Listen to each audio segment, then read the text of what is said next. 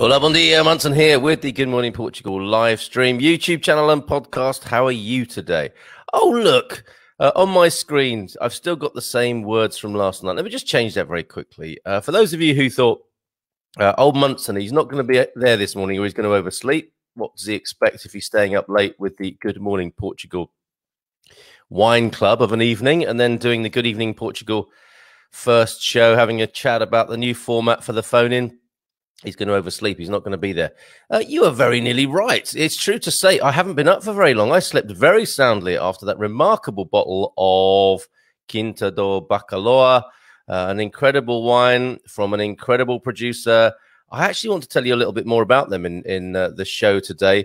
Quite a lot to cover this morning, and of course, your comments. You see, look, morning handover. I think what Andrew means there is morning hangover ? Lol. I'll just pretend you put handover, and yes, a very seamless handover from my colleagues at TV Central. Thank you. This is the Good Morning Portugal live stream with me, Carl Munson. Oh, Andrew, really, I do have my vitamin drink here. It wasn't like a heavy session or anything, but it was a late night, and before that, we were in the company of the most wonderful Gilda Pereira from AE, which is a migration consultancy. I think I'm going to have to tell you a bit about them as well this morning. She was amazing. We were doing a Portugal calling call, me and Jerry and Astrid from expatsportugal.com, and we had, I don't know, around 40 people, I think, asking questions about the D7 visa process. And Gilda was incredible. She managed to answer every question. People want to see the replay. So that was the beginning of my evening at 8 o'clock. And then we moved into a very giggly wine club. The Good Morning Portugal wine club community is on Facebook, and we have set ourselves a very punishing schedule of trying a bottle of Portuguese wine every Thursday evening now at 10 o'clock. And us kind of lightweighty Brits are thinking that might be a bit late. But in Portugal, of course, it's very normal to be partying and drinking and only probably getting started by 10 o'clock in the evening. So we'll adjust our cultural habits and see how we get on. Gary Austin is there. I know it does look like, is it Morris Gibb? But it's actually Gary Austin, one of our Good Morning Portugal community, an important part of our Good Morning Portugal community, who was here last night on the screen doing the wine tasting with us. What did you think? What are your lasting impressions, Gary? Is there still anything on your palate, as it were, as a result? I do hope you and Linda are well. And I thought it was a lovely wine. And not just because it was really expensive. I mean, I'm sure a psychological event does take place where you've spent a lot, you want to enjoy it, and you think it's better than it is. I'm sure that takes place. I mean, there's something about that. Advertisers and marketers know all about that stuff, don't they? But it was complex and different to wines I've had. You know, it was multi-dimensional, I think is how I put it last night, rather than just flat, you know, like your €5 kind of wines, you know, €3, €4 or €5 kind of wines. Good morning to you as well, Sean Maguire. Great to have your company again. How are you doing? Remind us, Sean, where are you? And if you want to disclose it, I can be very probing, can't I, with asking people who they are and where they are. I don't mean that in a bad way. I'm not part of the surveillance state. I just want to make new friends and say hello to people here on the Good Morning Portugal live stream. Paul Williams is also here. Hola, bom dia. 34 degrees here later. That'll be in the UK. Joe is normally in Portugal, but in Leicestershire at the moment. Ola from sunny Leicestershire, which is a very underrated county, I think, in the UK. Very nice to see people who... Good morning to you, Joe. Hope you're having a great time with the grandkids. Bon dia, Carl and Andrew. New friends made. Thanks to the wine club last night. I think Andrew was enjoying a Vinha Verde. Certainly that's his favourite or favoured tipple Portuguese-wise. And whilst we were enjoying that Quinta do Bacalhau, I think Andrew might have been enjoying his Vinha Verde. Good morning, Carl, from a lightly cloudy Marple Bridge in Stockport, UK. That's quite a contrast. I'm used to hearing from Claire and Steve, excuse me, talking to me from the Algarve and various beauty spots of the Portugal coast, and lovely places where they go with their camper van, their motorhome. Yeah, motorhome is different to camper van. And actually, I want to talk about wild camping as well today in Portugal, so we'll do that when we look at the news. But no, not the sunny Algarve this morning for them. Marple Bridge in Stockport, UK, which if you're thinking sounds like a scene from Coronation Street, you're probably not far off, actually, for those of us dealing in British stereotypes. Back home and waiting for the motorhome dealers now with repairs before heading back. So a pit stop, a really, wow, long journey pit stop, back to do some stuff on the Moho. And sounds like as soon as you're ready, you're going to be heading back to Portugal. Great news. And Sean Maguire is in Pedrógão Pequeno, a fantastic part of Portugal. And our friend Owen was over that way. And so I got to know that. Lovely market, actually. It's a Sunday market, I think, isn't it? Pedrógão Pequeno. And we really enjoyed going to that market. Very nice and close to the reservoir as well. Go for a swim at the big reservoir there. Great part of the world, Sean. How are you doing this morning? From Wendy. Good morning, Carl. Good morning to you, Wendy. Lovely to have your company. Paula Kalek. Hi from Paul in Dorset. Quite a few Brits around this morning. How you guys doing? I heard your Chancellor of the Exchequer being interviewed on the LBC channel this morning, and he was being very measured in his responses. Bank of England saying unemployment not quite as bad as forecast, and he wasn't crowing about that. I thought he was very measured in his response. Maybe he knows something we don't.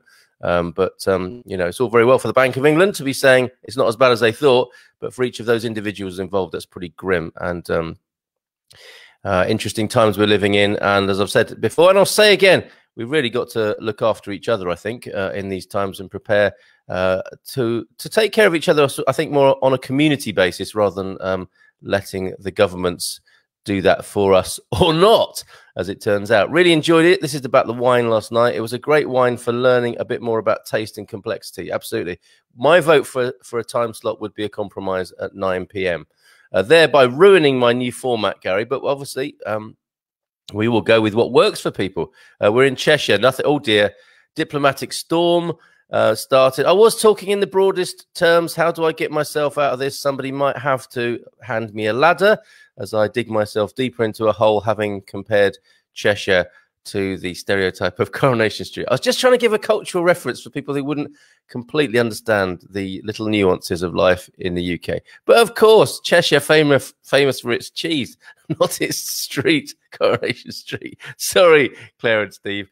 I would agree, Gary. A bit late to start drinking during the week, let alone on a weekend. Neil Perkins, if your younger self could hear you saying that, you sound like a proper old giffer. Good morning from the marshes in Fundao. Good morning to you, Julie Marsh, who I think has found the ultimate Mathias Rosé outlet somewhere. She sent me a sign. I love it when people send me pictures. I got an email this morning from somebody in Oakland in California. Isn't that cool? Who, when we were talking about sardines recently, we were saying that if you ate a sardine properly, you ended up with a little, like, you know, cartoon style fishbone with its head and its tail, like you might see in the Top Cat cartoon. John goes outside, John in Oakland in California, goes outside and sees a Top Cat cartoon on the wall. Spooky. Let's do a couple more comments from you. Neil is giving us his input on drinking on school nights from a Misty Alvito, which, if you don't know, is in the Alentejo. Neil, our correspondent from would you call it the Alentejo or Alentejo, Neil, when you refer to it? Carl, how long have you lived in Portugal? Are you young retired? Or do you work out? If so, is language a problem? Now I'm the nosy one. It's only fair that, given that I'm always asking people questions, I answer those. Let me come back to that, Andrew. I'm not evading your question like a politician, but I want to do a quick look at the weather, and I will come back to that and answer that for you gladly. So weather-wise this morning, we're looking at 21 degrees in Lisbon at the moment, which will rise to 30. In Porto, it's 19 degrees and sunny. Will rise to 24. In Coimbra, it's 18 at the moment, and it will rise to 30. Slightly cooler temperatures, it looks like, today on this fine Friday. Foggy tomorrow morning in Coimbra, in case you need to know. In case you're sailing your boat up the river there, maybe, I don't know, or going hang gliding or something. Foggy morning in Coimbra tomorrow. Faro, 26 degrees. And humid today, but starting off at 23. So a humid day down south, clear days further up north and in central. and very happy to do the weather. Let's have a look at Beja. Given that Neil's here this morning, Beja, 36 degrees is going to be the high in Beja, in Alentejo. Humid and partly cloudy, though, so a bit of relief from the cloud, starting the day at 25 degrees. The highest temperature today, I think, is there. Évora as well, 36. Castelo Branco, 35. Yes, I think you have oh, actually, even Bragança is 36 degrees today. Incredible. And Porto Alegre, 35. Setúbal, 32. The high, and Villarreal even some hot weather up north. Actually, 36 degrees is the high in Villarreal today. Over in the Azores, 20 degrees currently, rising to 26, and in Madeira, 15 degrees and 21 degrees to look forward to. There you go. There's your weather for this morning. Let's skim the news headlines, shall we, and see what's what. I'll share this on the screen with you. Oh, and quite a few more comments coming in. So let me share those with you after we've had a quick look at the news. And we'll start with the Portugal news, shall we? If you're new to this, we are saying hi to a lot of new.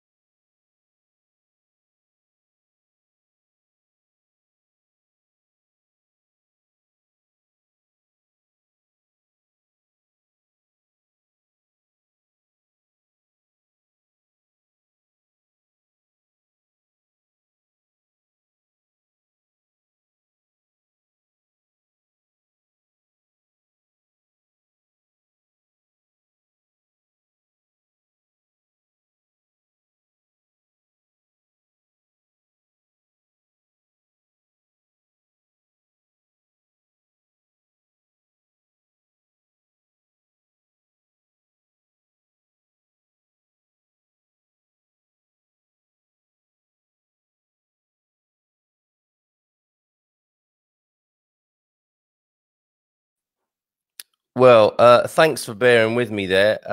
Yes, this happens sometimes. Yeah, frozen audio, says Jeff. Yeah, absolutely. I will start. We'll reset things. What happens sometimes when I go to share the screen with you, which is what I was just trying to do there, whilst I was welcoming so many people.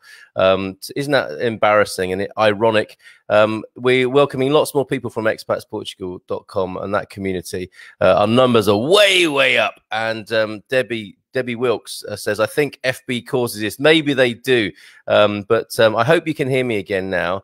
And I'll just check my audio, actually, just to make sure. Yeah, I think you can hear me now. This is great. I go to share the screen because I want to share the news headlines with you. And then when I do that, sometimes it causes a little bit of a processing problem, I think. Could be for Facebook. It might be from my PC. We'll try that again. We'll try it only once more. There we go. We're fine again now.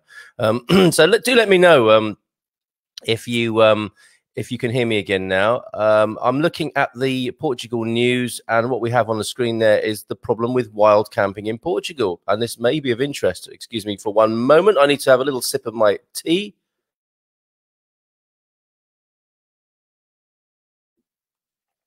Ooh, that's gone a bit cold. It is no longer optimal. All good now, says Andrew. Thanks, Andrew. Yeah, the problem with wild camping in Portugal, we really ought to have a look at that, because I think that's one of Portugal's great features, is it not? Is the sort of right to roam. I think that's becoming more difficult now, which is a shame. A hot weekend in Portugal. I don't think we need to read that, but that's the forecast. A hot weekend right across the country, heading our way this weekend. I think we're getting used to that now, aren't we? 2.9% of Portuguese with antibodies to COVID-19, apparently. I do want to talk about more about the pandemic and pandemic politics on the evening show. Do join me for that if you're interested in that sort of thing.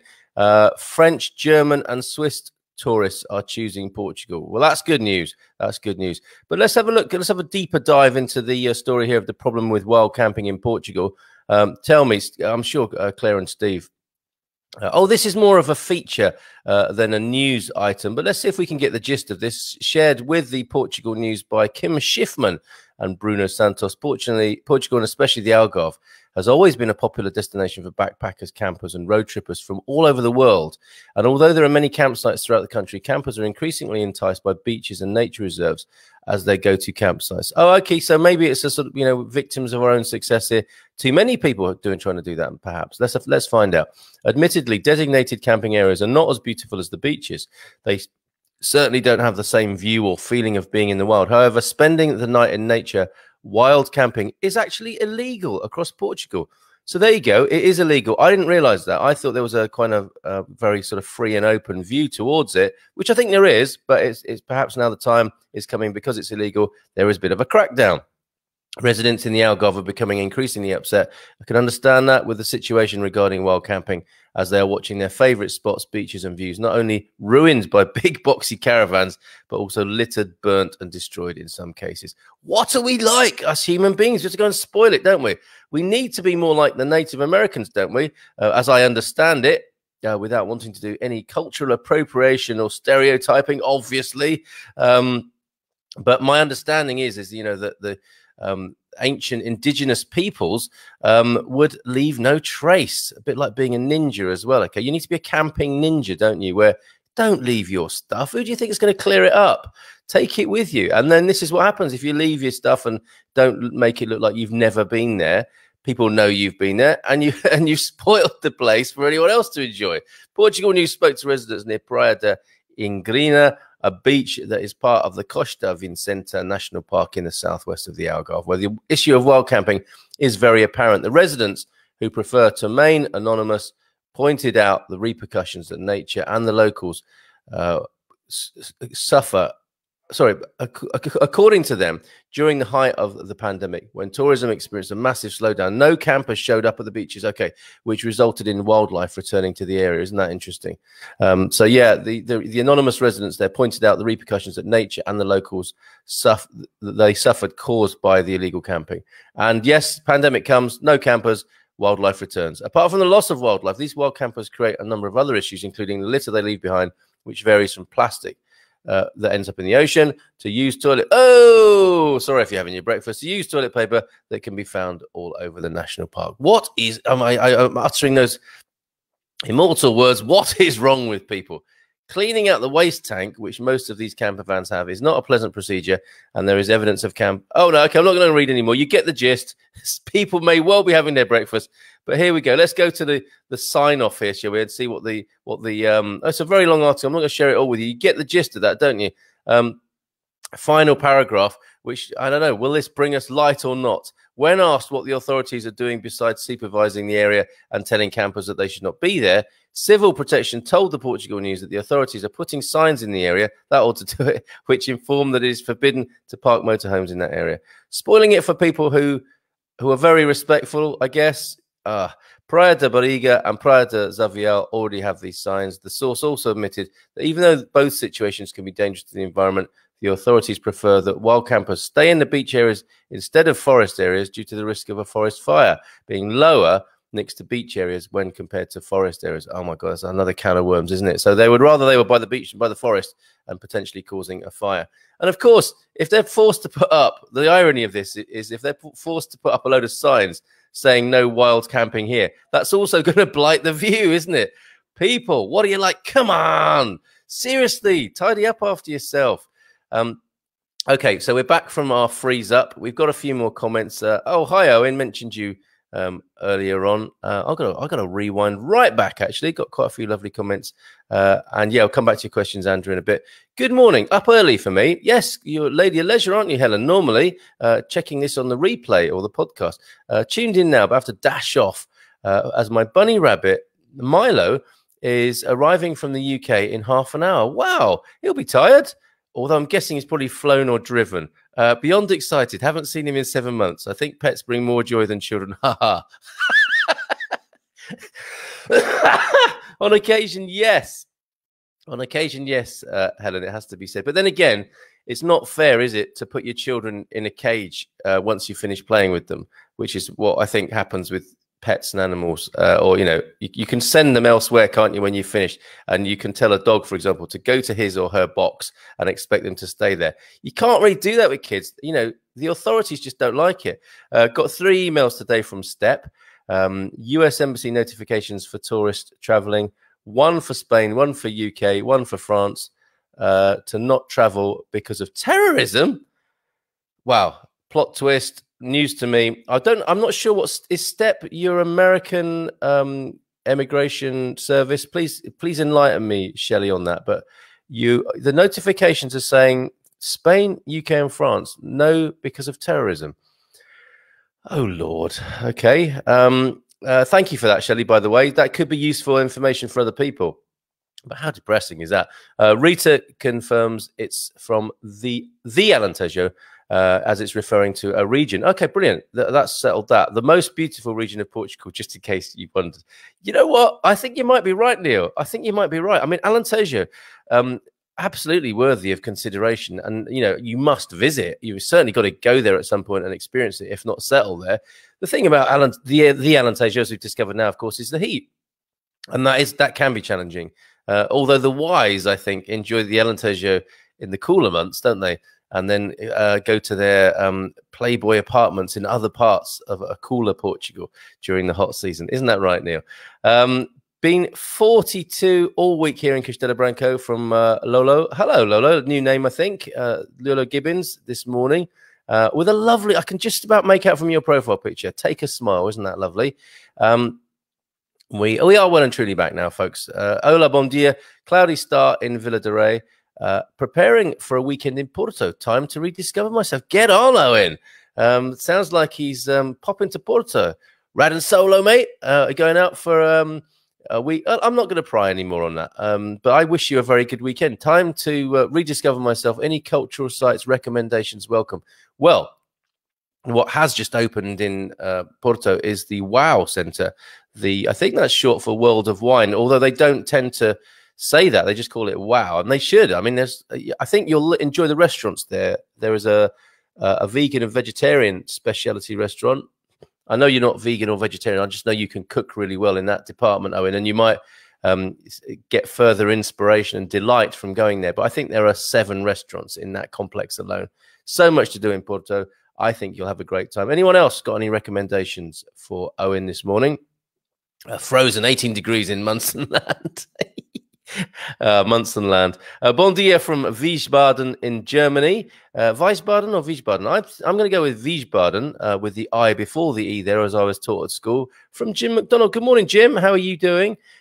We can, says Shelley Lowry in a kind of political gesture of yes, we can.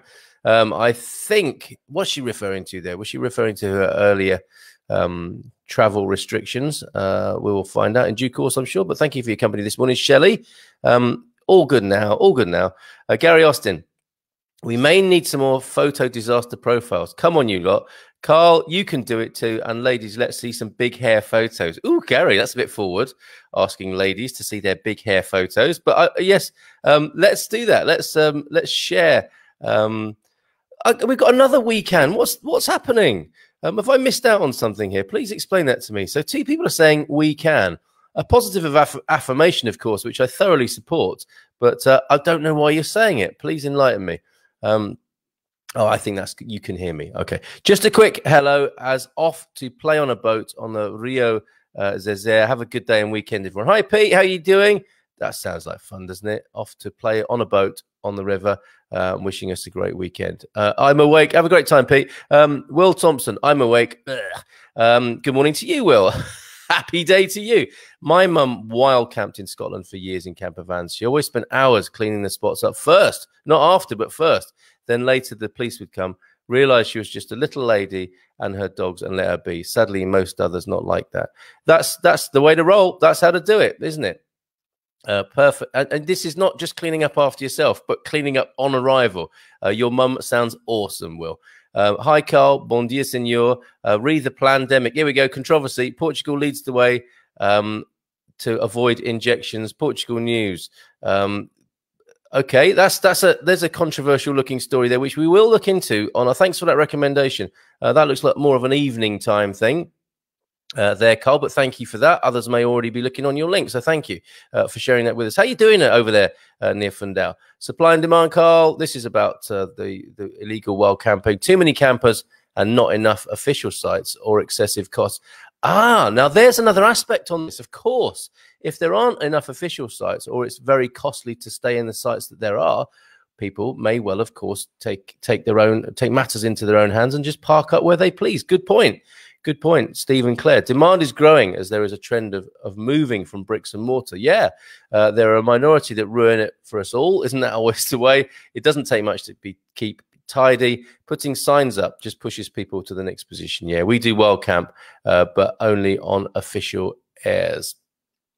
Airs are the name of campsites, are they not, specifically for motorhomes? Yeah, really good that, Stephen Clare. We need more sites, and the costs need to be kept manageable costs. Wendy says, would love to see Mr. Chew. Is this Mr. Chew? Is that the name of the rabbit? Jimmy Chew, that is. Sorry, that's my own. Where is he this morning? He's not in the studio. He's not, for some reason, he's not in. He'll be chewing something expensive somewhere else in the house.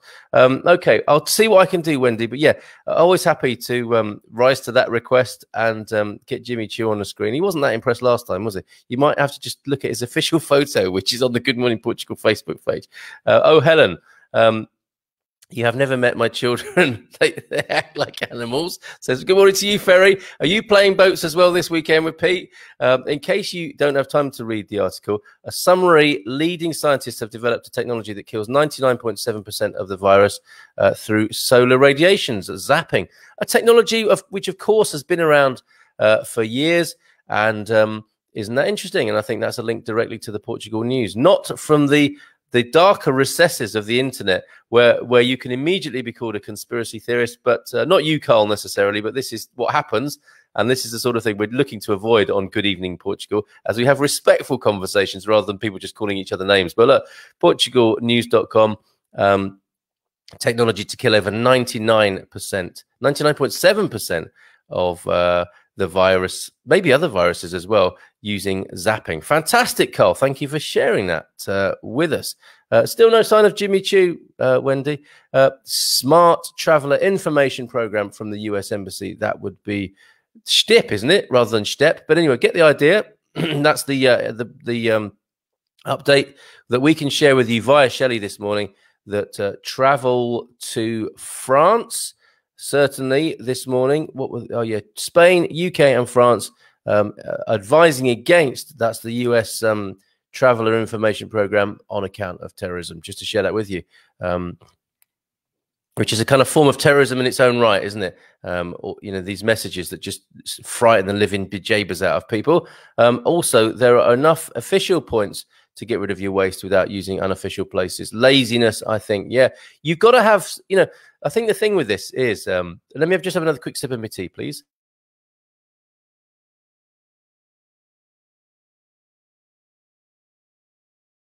Oh, that's good. A little cool now, though. Not optimal temperature, but better than nothing. Yeah.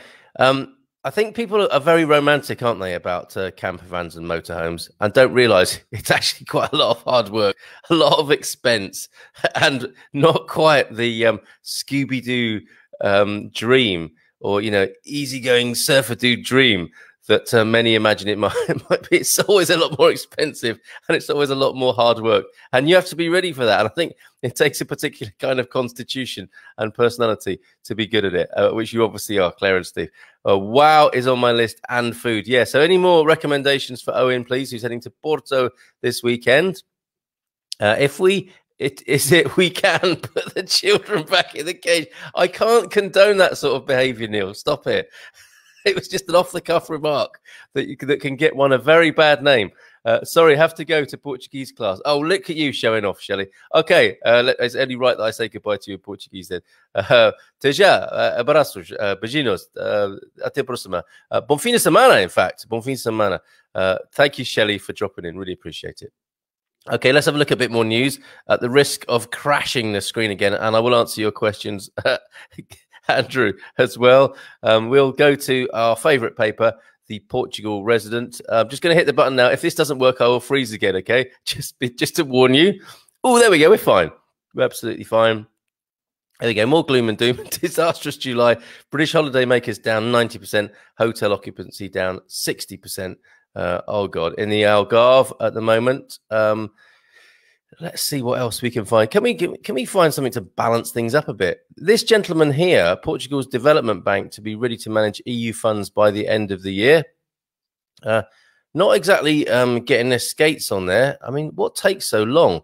I suppose if it's anything like the experience I had in the bank yesterday, sorting out my life and health insurance, if I had to put my signature on paper in the so-called digital paperless age, I had to do my signature, I think, about 26 times.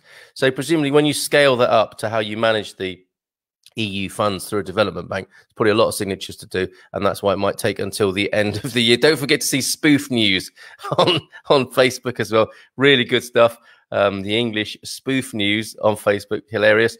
But this gentleman here, when I was working closely with Michael Brody at Ownet at the incubator, the startup incubator in Aveiro, this man, who was in charge of economics, I believe. Yeah, the economy still is. Economy Minister Pedro César Vieira walked into our room as part of a sort of, glad-handing, press the flesh PR tour of the incubator, asked us two Brits what we were doing in there. Well, we said we're starting a social network that's going to change the way people relate to each other online and ultimately change the way people behave with each other in the world. And he said, good luck with that. Or something similar, but he was very encouraging and positive. So yeah, the Portugal Development Bank, Banco Português do Fomento, BPF, should be up and running by the end of the year. This, of course, is to give out the funds that are the lifeline to Portugal, I'm imagining, from the EU, approved by Europe as a vehicle to promote economic growth. Pedro César Vieira, Portugal's Minister of State for Economy and Digital Transition, has told Lusa it will be a protagonist in what will be a very important funding need that we'll have next year to support the recovery process, which we want to be very vigorous. The BPF is, in fact, a merger of the state's existing development finance institution and the Portuguese mutual guarantee system. Okay, so yeah, let's see how that works out. Struck me this morning, as I said, I was listening to the British Chancellor of the Exchequer, and it seems so weird and unfair to me that basically the government tells people not to work, and then, or to quarantine or whatever, just sort of puts them out of work, stops their income, and then gives them a loan or a holiday from payment. Not the means to survive, having told you not to work, but a loan that you have to pay back. I know that's how loans work, but it's a bit weird, isn't it? It just seems a bit partial. That on the one hand, like, you mustn't work, but here's a loan, or you can, somebody pointed this out I saw on social media the other day. A mortgage holiday is not a freebie, is it? It just delays. It just delays the payment of the grip of death. Literally translated, your mortgage. Really strange, really strange. And yeah, I know that might ruffle a few feathers or get the hackles up of some people talking about magic money trees, free money. It is all made up, folks. Let's talk about that more on the evening show sometime. This is a story. Whilst it's a tragic loss in many ways, I imagine this man here is an inspiration to many. They're pictured decorated, and yeah, an inspiration to us all. Portugal's oldest firefighter dies after 80 years of service. Amazing. He was 102. Chef Luciano Fortunato Viegas of Melo Bombeiros Fire Station in Guarda died this week, aged 102. God rest his soul. Rest in peace. Amazing, Chef Luciano. In a note to the Lusa news agency, the League of Portuguese Bombeiros paid tribute to his extraordinary legacy, serving a cause he knew more than most how to dignify. President Marcelo wrote on his official site that Chef Luciano's record should serve as an example to all Portuguese, absolutely. The legendary firefighter joined the Association of Volunteer Firefighters. What a career. Look at this. January the 1st, 1945, and served actively for almost half a century before taking a more backseat role. What a legend. Said the League in 2003, he passed to being an honorary member, but never really left the station, as the place was in his heart. In the last few years, he assumed with pride and delight the function of the association's standard bearer. Oh, that's choking me up a bit, said the note. As the president remarked, firefighters in Portugal deserve national respect. Without a doubt, a bad day yesterday for fires in Portugal, for their history, for their permanent dedication. But more than this, they deserve the best possible conditions so that within the scope of their duties, they can live fully as firefighters, just as Luciano Viegas lived until he was 102. Thank you, Natasha Don, in the Portugal resident, for that. Yeah, a legend there who has passed on. And yeah, lost far too many firefighters in active service already this year. Grim situation. So, but yes, a legend there to celebrate. Wow. Okay, let's move back then to your comments, and I'll answer the question from Andrew as well. Oh, the Jeffreys. They're not the Jeff. I'll just loosely refer to you as the Jeffreys. We are on Portuguese soil. Let that be a warning to everybody. Some lovely friends of ours who are letting us know they're on Portuguese soil. That sounds so symbolic and important. We are pleased to announce we can share with you now that we have set foot on Portuguese soil. The world will never be the same again. I think your world will not be the same again, quite honestly, Henry, and I think you're going to have an amazing time here, as all these lovely people have done and still do here on the Good Morning Portugal live stream, in association with expatsportugal.com, who are also here with us this morning, making loads of new friends at the moment. But so good to have you here, Henry. Look forward to seeing you soon, mate. Let me go back then to Andrew's question. Lots of lovely comments. Quite hard to find that question as a result. But yeah, thank you so much, everybody. If you're new to this, if you have come in via the Expats Portugal portal, what do you think? How could we serve you better? What do you need to know? Let us know. Carl, how long have you lived in Portugal? Okay, so I was looking at, you know, how Facebook flashes up your memories. This time 3 years ago, I was still in the UK and getting ready to come here. So we landed, as Henry puts it, we first set foot on Portuguese soil in 2017. Are you young retired, or do you work out? I thought you were saying, or do I work out? Check these guns. I do not work out, as you could probably tell, and neither am I young retired. As much as I'd love to be, and as much as that was my initial hope and intention, would you believe this is my work? Just to do a quick ad, basically, the Good Morning Portugal live stream is an entirely independent and independently funded thing. I crowdfund for this, and I'm a freelancer. You know, I help people with podcasting and live streams and media and stuff. And this is what I do. And my crazy idea, Andrew, is that if a lot of people buy me a cup of coffee or a pack of seeds, as I sort of symbolically put it, and just chip in a little bit, if a lot of people chip in a little bit, that can be a comfortable living and income for me and my family. So that's the experiment. That's what we're doing at the moment. And my wife is a professional astrologer and works online and from home. So we both have internet online based livelihoods. Yeah, I'm a bit of a hustler, I guess. I just do what I can within that realm on the internet. And Mrs. M is far more respectable and profitable than I am. But that's the idea. So yes, I am. This is my work. I'm a lucky fella, aren't I? Is the language a problem? I don't see it like that. I mean, you could see language. Portuguese, you know, my first question to anyone I interview on here, and we have been very light on interviews. I promise to get other people on the screen other than me in the coming days and weeks. We'll get more, because I've just moved house as well. So things have been up in the air, all sorts going on. But we will get more guests on the show. And when I get a guest on who is a Portuguese teacher, first question I ask them is like, people say Portuguese is hard to learn. What do you think? And they also often say, yes, it is. So it is a hard language to learn, but what's so great about learning Portuguese, and I think we might have had this conversation separately elsewhere, is that Portuguese people are so friendly and patient that actually learning whilst you're learning your bar, cafe, and restaurant Portuguese can be a lot of fun as well. Okay, and you know, one finds out what one's priorities are in terms of a language. First few things I learned to say were sorry, because I'm British, thank you, and you know, tosta mista, faz favor. You know, like food.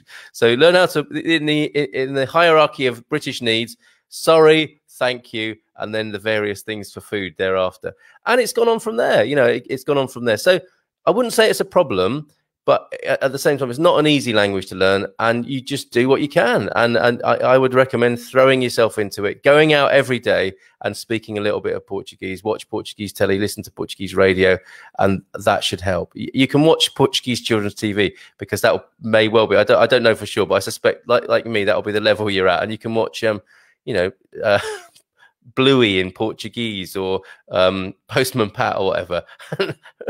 and bring back old memories whilst learning a new language. So I hope that helps. I hope that helps. Don't mind you asking me questions at all. In many ways, that's what this is about. To be of assistance and service to people who are on the same adventure. You know, this is just to remind everybody who's thinking, what the hell is this? Why is that guy? Why is that guy in a radio studio with the Barcelo cockerel? And what's he talking about with all these other people? What we tend, in the broadest terms, this is a service for expats, explorers, immigrants to Portugal, either thinking about doing that and helping people in that condition, and then developing and working with serving the community of people who are now in Portugal living their lives. We have people of both kinds in this morning, I think. Okay, let me just rewind a little bit more. Ree last night joined your wine evening just as going to bed. Was nice to rest mine and drift off to sleep. Hope I didn't offend.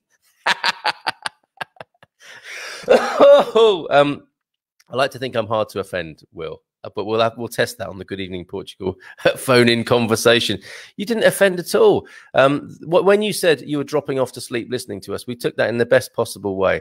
And it might be that people want to, those, on a baby monitor or whatever, you can put the wine club on and just hear people sort of babbling and giggling away. It might be a very reassuring sound for young puppies, young children, and for Will Thompson as he drifts off to sleep. So no offense whatsoever, Owen. Tenha ótimo fim de semana. Have a great weekend for yourselves there from Owen. Thank you, Owen. You see, there you go. Andrew, we are learning language here as well. Tenha is like have or hold. A ótimo, optimum, good. Fin de semana, bon fin de semana is weekend, fin de semana. So we are learning the language as we go here as well every weekday morning. Hi, Chris. Looking forward to be back on Portuguese soil again in 3 weeks' time. I think that might be to me, but you might be used to typing on Chris Paradox's live stream. I mean, come on, we're not easy to confuse. What with our ebony and ivory appearances. But hiya, Mag, how are you doing? It's so great to meet you the other day, and boa sorte to you and all that you're doing. And we're looking forward to having you back on Portuguese soil again. That phrase, Henry, people love that.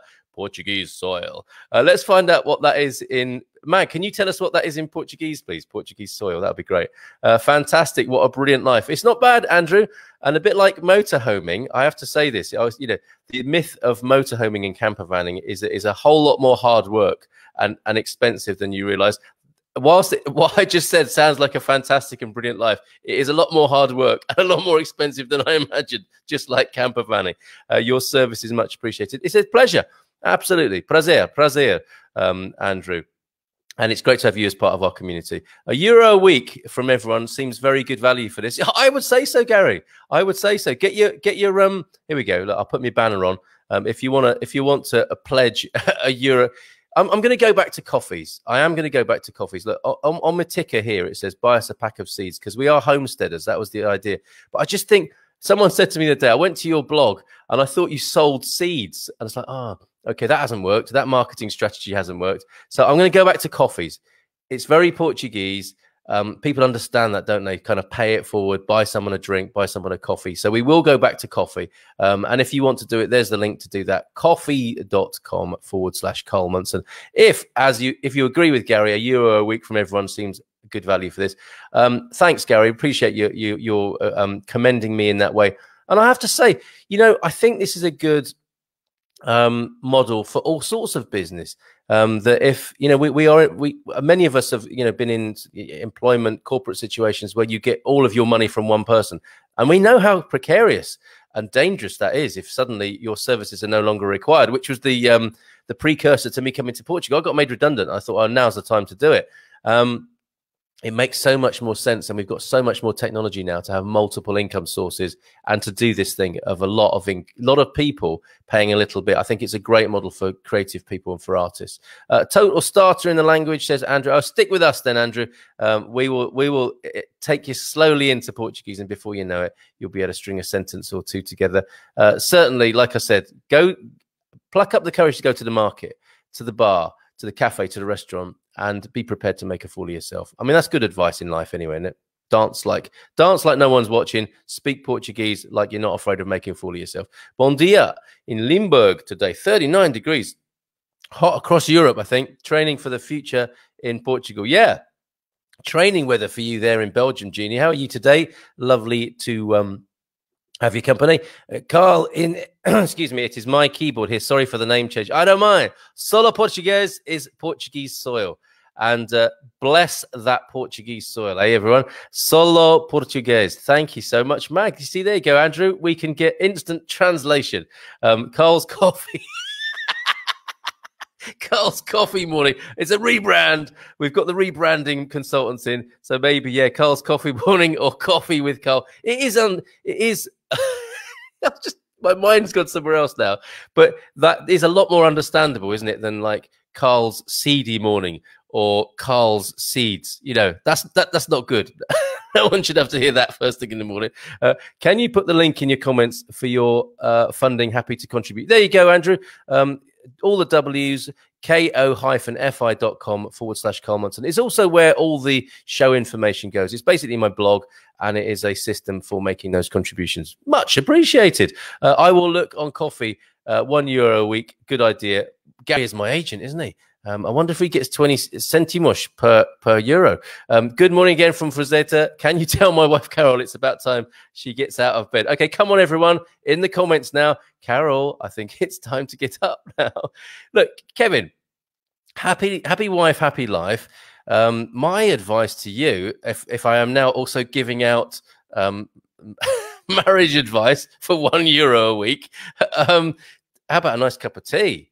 Take her a nice cup of tea. And gently whisper in her ear. Everyone at Good Morning Portugal thinks it's time you got out of bed. That should do it. Carl's Cockerel. No, Andrew. That is, I don't want that sort of audience. Looking forward to start viewing properties next year in mid to lower Portugal. This show keeps my dream alive. Obrigado. Oh, that's so nice to hear from you, Eugene. So yeah, we're here. We're here, keeping the people's dreams alive. Oh, absolutely awesome to hear that, Eugene. Thank you so much. And on that note, I can't believe it. It's 12 minutes. It's 11 minutes to 10. We've been here with a lovely time this morning. Thank you so much, folks, for being here this morning. Bom fim de semana. Tonight on the Good Evening Portugal conversation phone-in, it is the Expat Sport Report, talking to Calvin Avery about all things sport, and then thereafter having a more general conversation. She had a cup of tea already an hour ago and breakfast. Okay, yeah, just shout now. Come on, Carol, get up. You've had your tea, you've had your breakfast. Up early with Carl again. Who misses? I'm not sure, Gary. But I'm very happy to keep working on those.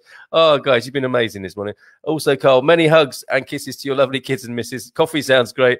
That is one thing I will try to plant in Portugal. Wow, I'm going to grow coffee. I used to have a single plant which gave me lots of beans. Wow, that's amazing. Okay, pictures of your coffee plants, please, in the Happy Homesteaders group on Facebook. I've really got to go. Come on, you guys. Come on, Carol. Get out of bed. It's time to get up. Bye for now. Bom fim de semana.